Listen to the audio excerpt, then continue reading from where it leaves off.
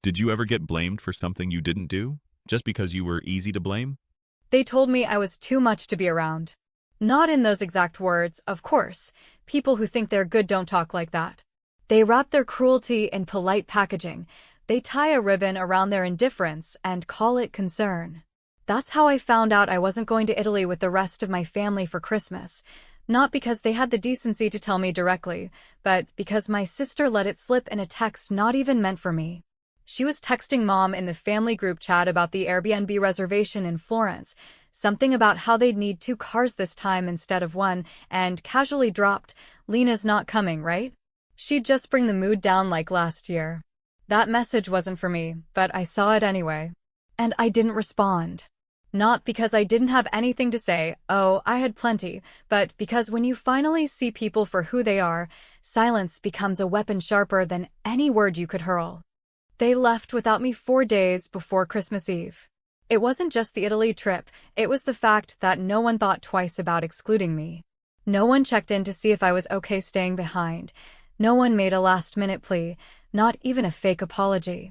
They just left. I watched Casey's Instagram story like a ghost looking through a window, snapshots of her and Mom posing under twinkling lights, and Cheryl raising a glass of Prosecco in some villa kitchen, even Mark, my ex-husband, smiling in the background like he still belonged more than I did. It wasn't even a surprise, honestly. I'd been slowly written out of the family picture for years. Divorce just gave them an excuse to crop me out completely. Funny thing is, while they were sipping Chianti and posting selfies in front of the Duomo, I was home taking care of Casey's kid, Jake, and her damn cat. She had the nerve to ask me to watch the place while we're gone, like I was the help. No thank you. No offer to cover groceries. Just handed me her key and vanished into the Tuscan sunset with the rest of them. That's the thing about being the dependable one. They forget you're a person. To them, I was a utility.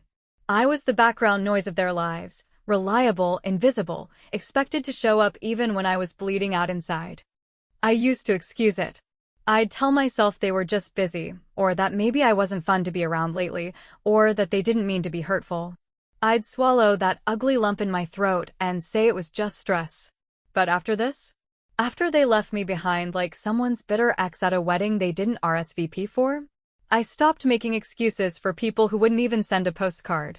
So I gave myself a Christmas project, something that would match the energy they'd given me. I went down to my file drawer, pulled out the lease agreement I'd drawn up for Casey 3 years ago, the one she never signed because, and I quote, "It's just family," and I drafted a formal eviction notice. Printed on thick, cream-colored stock. Legal terms bolded. 30 days to vacate. I put it in a plain manila envelope and taped it to the fridge with a glittery candy cane magnet. I even wrote "Merry Christmas" on the back of the envelope in a red Sharpie. Festive, you know? I didn't feel guilt. Not even a flicker. What I felt was alignment. Like my heart and my spine were finally on the same page after years of bending. I stood in that kitchen, her kitchen, technically, though I paid for most of the utilities and kept the place running. And I stared at that envelope with the kind of satisfaction people only get from finally doing the thing they've imagined doing 100 times, but never had the nerve to. It wasn't even about revenge. It was about reclaiming space. My peace, my dignity. But you know what stuck with me more than anything? It wasn't the betrayal. It wasn't even the audacity.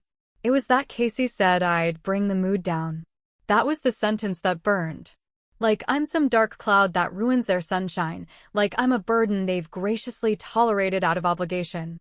This woman, my own sister, called me the emotional deadweight of the family, and then left me to water her plants and feed her kid while she danced through Europe on my dime. Because yeah, she hasn't paid rent in over a year. She says she's getting on her feet. Well, now she's got 30 days to find out just how sturdy those feet really are. Some people are born cold. Others are frozen over time. And me? I was just tired of being the fireplace everyone sat around while I burned. So when they come home, when they stumble in with their duty-free perfume and fake Italian accents and jet lag that I'm sure will be weaponized into a whole week of whining, they'll find it waiting on the fridge. Not a warm hug, not a casserole, not a Hallmark card, just a plain envelope and a notice that, for once, I'm putting myself first.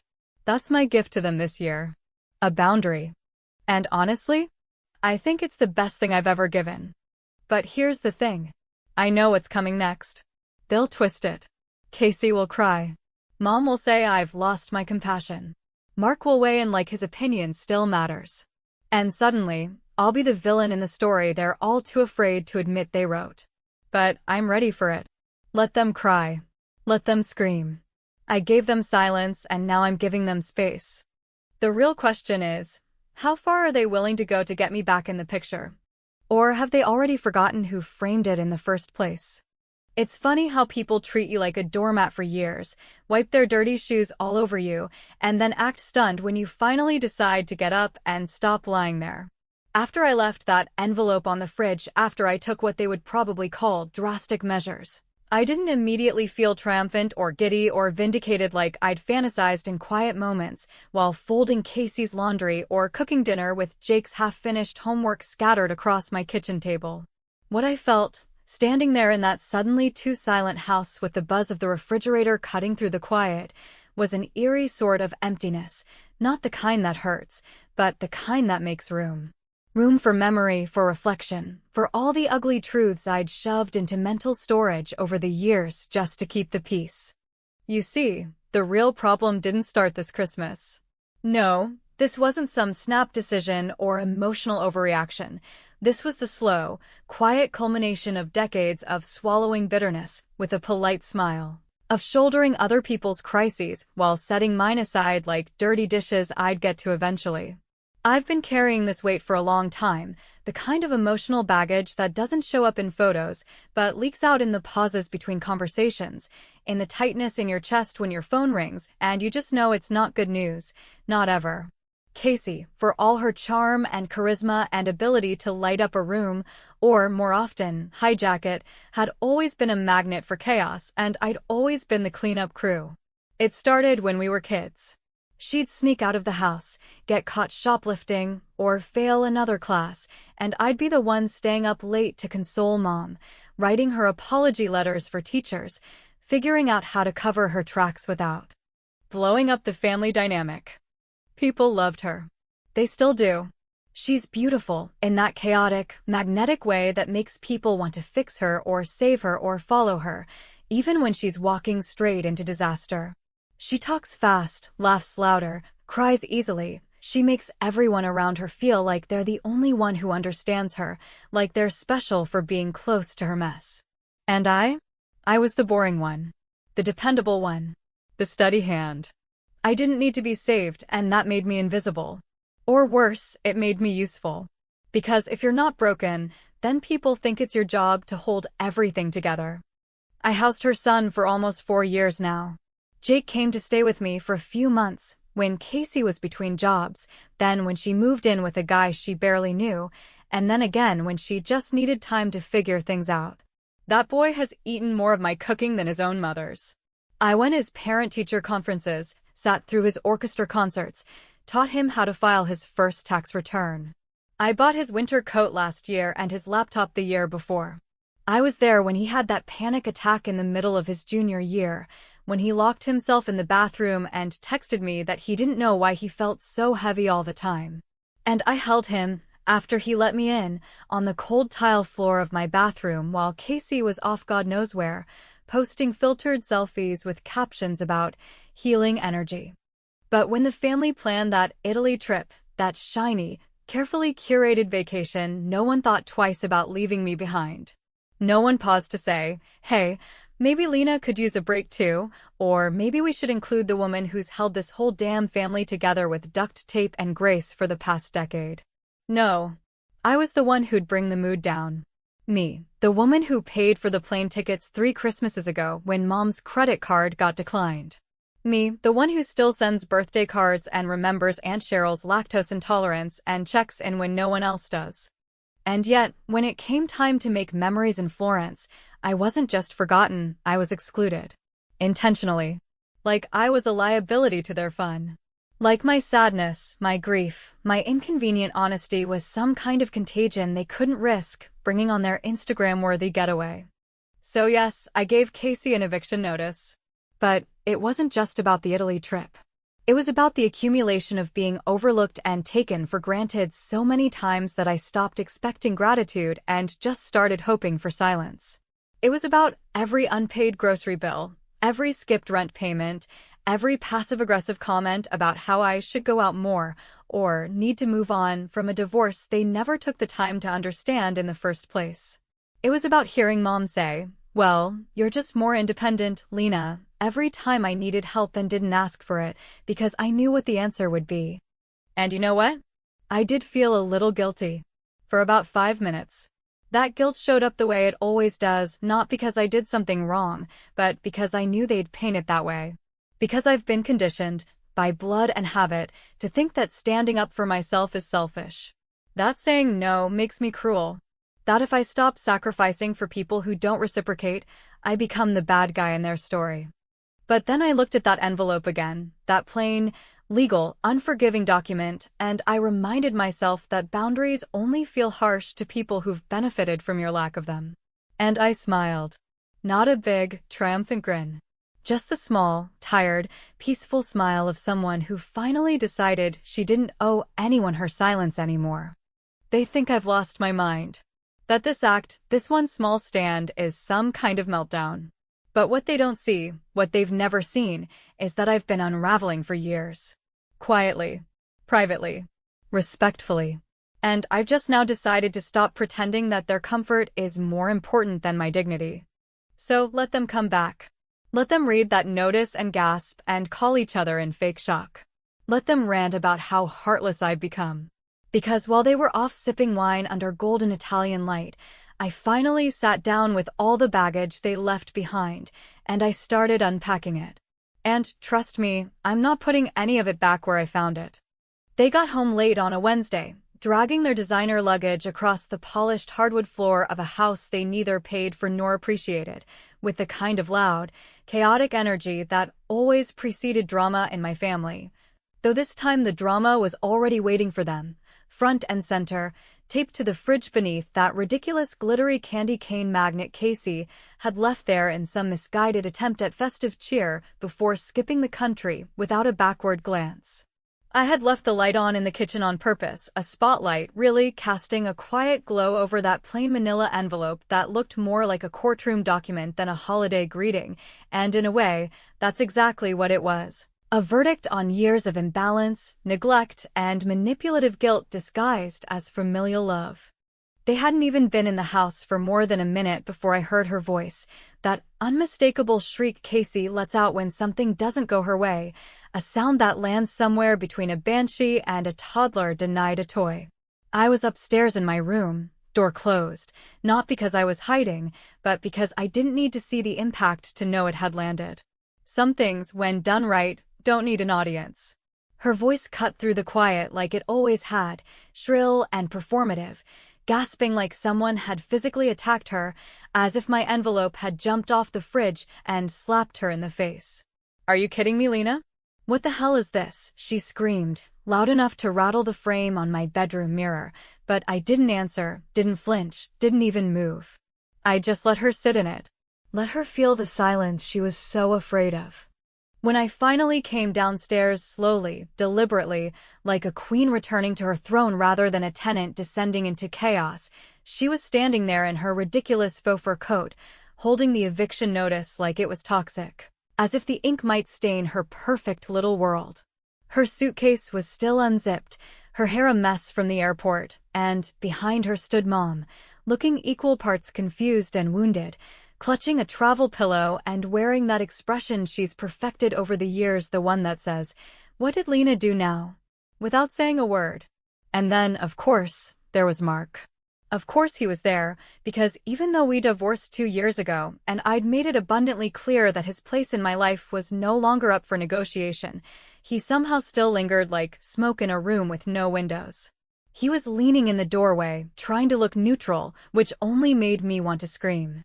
Casey demanded an explanation, loud, theatrical, as if she were auditioning for a part in a show called Poor Me, the woman betrayed by her own sister, and I, the villain, had shown up uninvited to ruin the scene.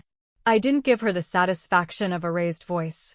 I told her calmly, plainly, that the notice was legal, binding, and effective in 30 days. I reminded her that she hadn't paid rent in over a year, that utilities had been in my name, that groceries weren't magically appearing in the fridge, and that being family didn't entitle her to permanent free housing while she took international vacations and posted photos of Aperol spritzes with captions about self-care. The moment I said self-care, Mom gasped, a full body, clutched the pearls kind of gasp, and told me I was being cold, unfeeling, that Christmas was not the time for such drastic decisions, as if the timing of my boundary was somehow more offensive than the years of disrespect that led to it. Casey's tears came next, weaponized, practiced, dripping with victimhood as she launched into a monologue about how hard life had been, how she was trying her best, how I could never understand what it's like to be a single mom. That last part nearly made me laugh out loud.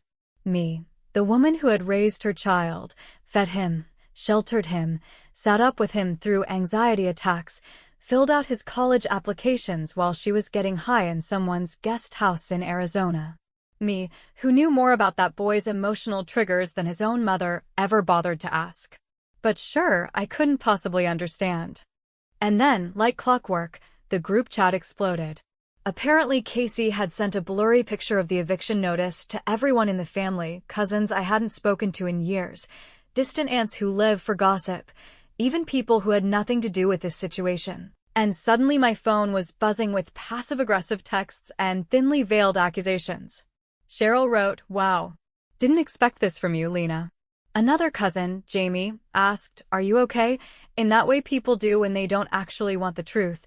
Just a neat little soundbite they can share over brunch. Even Mark, standing right there like some unwelcome ghost, chimed in with a half smirk and said, "This feels a little extreme, don't you think?" And that was when I lost it, not loudly, not in a rage, but in that dangerous, icy tone I save for moments when I'm done playing nice.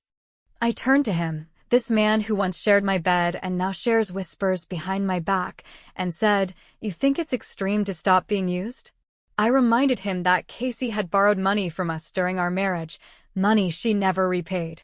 I reminded him that he'd once called her a freeloader after she crashed in our guest room for 3 months and left behind 6 unpaid parking tickets. But now that I'm finally drawing a line in the sand, I'm the villain? Now I'm the problem? They didn't have an answer for that. None of them ever do. Because deep down, they know the truth. They know I was the one keeping things together.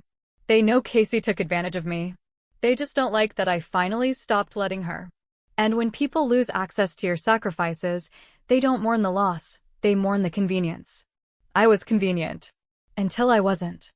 Casey's final threat before storming upstairs to the guest room she never paid for was that she would take this public. I assume she meant Facebook, because that's where all fragile egos go to spin their tales of persecution. Let her, I said. Let her write her sob story. I'll comment with screenshots of the unpaid bills, the ignored messages, the dozens of calendar reminders I've kept to track every damn deadline she blew past. I am done shielding people from the consequences of their own behavior. Because if being heartless means no longer bleeding out for people who never once offered a bandage, then maybe it's the healthiest thing I've done in years. It didn't even take 48 hours for the whispers to curdle into accusations, and by the end of that weekend, I found myself summoned to what could only be described as a family tribunal, an informal, impromptu intervention that reeked more of manipulation than concern, held, predictably, in Aunt Cheryl's cluttered, over-perfumed living room, where the wine flows like water, the blinds are always drawn to preserve the mood, and there's never any actual intention of listening to both sides. Of anything, let alone something as emotionally layered and ugly as what had just unfolded in my own home. I knew what it was the second I walked in. I'd received a vague group message 2 days prior, "Let's all talk. Face to face." Family deserves that much, Casey had written, her words soaked in faux maturity, The kind of carefully constructed statement you only write after consulting at least 3 people and workshopping the tone. I didn't reply, not out of defiance, but because I already knew no one there wanted to hear my truth. They wanted a confession, or maybe an apology. Something to stitch up the rift without doing the real work of acknowledging what had torn it open in the first place. Aunt Cheryl's living room was packed with the usual cast of characters: Mom, sitting primly on the edge of the floral armchair like a woman attending her own funeral, clutching a tissue that would remain dry the entire evening, but used theatrically whenever she needed to pause and collect herself. Uncle Pete, who says almost nothing until the moment when someone starts crying, at which point he offers a single, useless sentence like, "We just want peace." Jamie and her husband Kyle, who brought a cheesecake as if dessert could balance the bitterness simmering just beneath every exchange. And of course, Casey, front and center, looking deliberately understated in a beige sweater 2 sizes too large. Her hair in a loose braid that made her seem vulnerable and rustic, like some misunderstood heroine in a small-town drama where the big, bad sister ruined Christmas. Mark was there too, which I hadn't anticipated, though I should have. Ever since the divorce, he's been more embedded in my family than he ever was during our marriage, attending barbecues and birthdays like nothing ever shifted, using his proximity to them as proof that I must have been the difficult one. He greeted me with that smug, detached nod, the one men use when they want to pretend they're above the drama they've quietly fueled. The moment I sat down, without removing my coat, because I wasn't planning to stay long, Casey launched into a monologue that would have made a middle school theater teacher weep with pride. She talked about trauma, about being a single mom, about how she never felt safe enough to ask for help, even though she had practically lived off my help for years. She said she felt blindsided and betrayed, and that my eviction notice was violent, which nearly made me laugh, not because it wasn't emotional, but because only someone who has never paid a bill in their life could look at a legal document and call it violent. Then Mom chimed in, her voice trembling with performative disappointment, and said that while she didn't agree with how Casey had handled things, she felt that what I did was unforgiving and, frankly, not in the spirit of the season. As though the holidays were some sacred time exempt from accountability, as though being related gave people a free pass to trample boundaries between Thanksgiving and New Year's. She kept glancing around the room for support, like a politician waiting for applause, and it made me sick to see her reach for sympathy instead of justice. And then came the final blow, when Casey, tears conveniently brimming in her eyes, said, "I don't think Lena realizes how hard it's been for me. I felt like a burden my whole life. I've never asked for anything more than love." That line, delivered with the delicate tremble of someone playing to an audience, was met with nods and murmurs of agreement, and for a moment, I actually questioned whether I was the one being unreasonable, whether I had, in fact, let bitterness cloud my judgment. But then I remembered the bank transfers, the late-night phone calls, the missed deadlines she dropped in my lap, the parenting duties she discarded without guilt, the hundreds of small, unpaid debts she never even acknowledged, and the idea that I was somehow the cruel one began to feel laughably absurd. When it was my turn to speak, the room fell silent in that tense, anticipatory way people go quiet before a verdict they already believe will be guilty. I didn't raise my voice. I didn't throw accusations. I simply pulled a small folder from my purse, laid it on the coffee table, and one by one, began laying down receipts, literal and metaphorical. Grocery bills with her name on the account. Texts where she promised to pay me back next month. Emails from Jake's school addressed to me, not her. And finally, the most damning piece, a rent log I had kept quietly for the past 5 years, showing the last time Casey had contributed a single dollar toward the roof over her head. Aunt Cheryl, surprisingly, was the only one who didn't look away. She poured herself another glass of wine, took a long, thoughtful sip, and muttered, "Well, damn," under her breath, loud enough for everyone to hear. The others looked anywhere but at me. Mom dabbed her eyes with the tissue she still didn't need. Mark had the decency to shift uncomfortably. And Casey? Casey stared straight ahead, face frozen, like the moment her version of the story began to crumble. She no longer knew how to function. No one apologized. Of course they didn't. But they also didn't push back. Not out loud. The silence that followed my presentation of facts was thick and strange, not vindicating exactly, but clarifying. They didn't want truth. They wanted compliance. And when they couldn't get it from me, they chose discomfort over resolution. I stood up, buttoned my coat, and before leaving, turned back toward the room and said something I hadn't planned, something that rose in me like breath after drowning. I said, if I had done even half of what Casey's done, you all would have cut me out years ago. But because I make fewer messes, I'm expected to clean up hers. That's not family. That's exploitation. No one followed me out. No one stopped me. And for the first time in a very long time, I didn't care. Because I wasn't leaving in disgrace. I was walking away with my dignity intact, holding nothing but the truth, and finally refusing to be the woman who keeps bleeding just so others won't feel the sting of their own conscience. There's something disturbingly quiet about the days that follow a confrontation you didn't start, but had to finish. The kind of silence that doesn't bring peace, not immediately, but instead rings with the lingering echoes of all the things that were said too late. Or too diplomatically, or not at all, and it was in that silence, heavy, still, almost surgical, that I began the process of unspooling my life from the one my family had tangled around me like invasive ivy slowly choking the brick foundation beneath. Casey hadn't said a word to me since that night in Cheryl's living room, which, to anyone else, might have seemed like a temporary truce or a pause in hostilities, but I knew better. It was silence not born of reflection but of calculation. The kind she'd always used before trying to flip the narrative in her favor by playing the long game of guilt and public sympathy, letting others assume the worst about me while she floated just above accountability.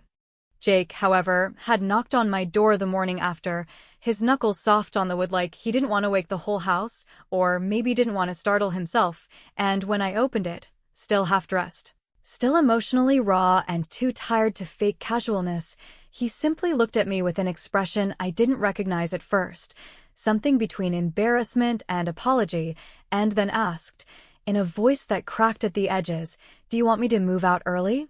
I stood there, momentarily paralyzed, not because I didn't have an answer, but because the question itself was so stunning in its sincerity, so unlike the reflexive selfishness I'd grown used to in this house, that it actually broke something open in me. A small dam of pain I hadn't known I was holding back, and without thinking, I stepped aside and told him to come in, sit down, and talk. The conversation that followed was the kind people write about in books they say are fiction, but secretly hope are real, not dramatic, not explosive, just brutally honest in that way only people on the edge of change can be. Jake told me he'd known for a while that things weren't sustainable, that he felt the tension every time Casey made promises she never kept or dismissed responsibilities she expected me to handle, and that while he loved his mother, he couldn't keep pretending not to see the difference between how she acted and how she expected others to clean up after her. He said he'd already talked to his father, a man I didn't particularly like but respected in his own limited way, and that he'd arranged to move in with him next month. He wasn't asking for permission. He was giving me notice, not because I demanded it, but because he wanted to treat me with the courtesy his mother never had. I didn't cry. Not then.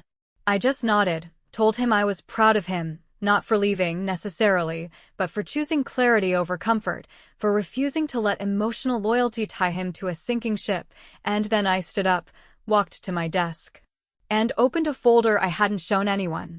It was my own version of an escape plan, plane tickets, booked weeks earlier, quietly, impulsively, after I'd realized this Christmas was going to be another performance I didn't want a part in. One way to Ireland. No return. No schedule. Just time and distance and space to remember who I was before I became everyone else's emergency contact. I had intended to cancel it. Even after the eviction notice. Even after the confrontation. Part of me still believed I could be talked out of it, that someone might step up, acknowledge my pain, meet me halfway, but when that didn't happen, when all I got was silence, side eyes, and a last-ditch phone call from Mom asking me to be the bigger person, I knew I wasn't leaving to punish anyone. I was leaving to save what was left of myself. The morning I left, I didn't tell anyone. I let Jake sleep in.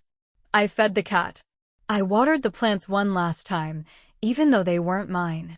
I cleaned the kitchen, not out of obligation, but because I wanted to walk away from a place that looked less like a battleground and more like a room that had simply outgrown me. I didn't pack much, just essentials and a notebook I'd used for years to write down all the things I was too afraid to say out loud, grievances, dreams, questions that never got answered, and I left one thing behind, a letter. Taped to the same fridge where the eviction notice had hung, this time written in my own handwriting, no bold fonts, no legalese, just one final message that read, "You told me I'd bring the mood down. Maybe I did. But at least I never lied about who I was. This house, this family, this role I've been playing, it's yours now. Make of it what you will. Next Christmas, you can all ignore someone else." I walked out into the cold without a goodbye, without closure, and without the need for either. Because the truth is, closure isn't something you get handed. It's something you build quietly, out of your own courage, your own grief, your own refusal to keep standing in rooms that shrink you. I didn't need them to understand anymore. I didn't need them to validate the years I spent holding it all together. I just needed to let go of the resentment, of the expectations, of the fantasy that one day they'd see me not as a fixture in their lives, but as a human being with limits and needs and an aching, unacknowledged desire to be loved for something more than my reliability. I don't know what they said when they found the letter. I imagine Casey cried, Mom clutched her chest and blamed my emotional instability, and Mark, ever the fence-sitter, said something non-committal before helping himself to coffee from the machine I bought. But it doesn't matter. Because I'm gone now, not just physically, but emotionally, mentally, spiritually. I've stopped waiting to be invited. I've stopped hoping they'll notice the empty chair. I've stopped trying to squeeze gratitude out of people who think love is something owed to them but never earned. And maybe, somewhere down the line, they'll tell this story differently. Maybe I'll be the cold one, the unstable one, the bitter sister who couldn't take a joke or a snub. That's fine. People always rewrite the stories they're ashamed of living through. But I'll remember the truth, every brutal, beautiful piece of it, and more importantly, I'll remember what it felt like to finally choose myself, not as a last resort, but as a first, radical act of self-preservation. Maybe I was heartless. Maybe I was harsh. Maybe I should have tried harder, stayed longer, forgiven more. But then again, maybe the real heartlessness was how long they expected me to keep loving them without ever once being loved back the same way. And maybe the harshest truth of all is this: walking away wasn't the hardest thing I ever did, staying for as long as I did, that was.